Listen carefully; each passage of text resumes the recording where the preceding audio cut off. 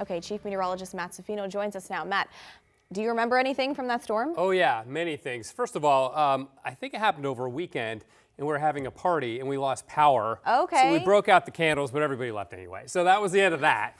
But I have lots of memories of Vernonia being topmost among them because the flooding there, as we just saw, was so severe. Yeah, and it was really focused on that one area too. The flooding wasn't as bad inland. Let's show you a picture, a satellite image of the storm. This was from December 3rd, and this was a series of storms that came one after another, and it started with cold air in place over the northwest. So parts of the northwest had some very heavy snowfall, and then it warmed up and it rained to beat the band, and there were temperature changes from like down in the low to mid 30s to over 60 within like 12 hours as the warm front pushed on through. But again, this is an image of that storm, and it was fed moisture from not one but two typhoons from the western Pacific Ocean, which is one of the reasons why there was so much moisture with that. Now, onto the wind, and this is a graph put together by Wolf Reed up in the University of British Columbia, studies northwest windstorms, and this is December 1st, the 2nd, the 3rd, and then they finally back off on the 4th. This blue line are the wind gusts,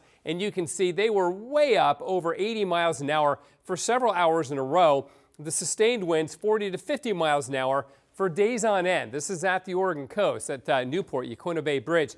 So again, a really remarkable storm, not just because of the rainfall, but because of the duration of it. It was actually 3 storms, which you put them all together, the winds never really relented for a solid 72 hours. Pretty brutal. So some of the highlights, if you will, 137 mile-an-hour gusts at Holy Cross, Washington. There's a place called Nacelle Ridge in western Washington where the radar station is. It's at elevation, but they had a gust of 147 miles an hour. Here in Oregon, Bay City clocked a gust of 129. And the National Weather Service issued its first ever for Oregon hurricane force wind warning, knowing that this was coming. Well, we've had wind warnings before that, but when these wind gusts get to hurricane force, now we get hurricane force wind warnings, and that was the first time that that was issued on the coast of Oregon. As I mentioned, it formed from the remains of 2 typhoons, so I had a lot of moisture to work with, and perhaps, very sadly, it blew over the what's it called, the Clutchie Creek Giant. 700-year-old spruce tree.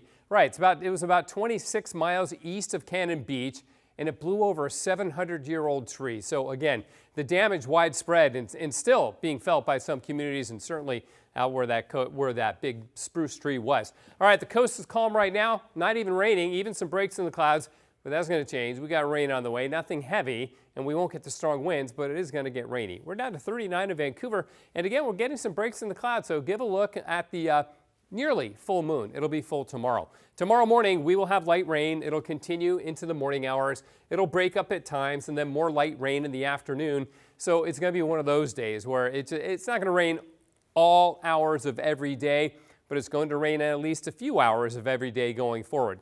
Maybe Monday, we dry out for the entire day. A little bit of rain showing up on Doppler radar right now, but the overall pattern hasn't changed. It's a warm one for us, which is why we're just not going to get much mountain snow until maybe late next week. We are going to get some significant rainfall, though, inches in the valleys and several in the Coast Range and the Cascades.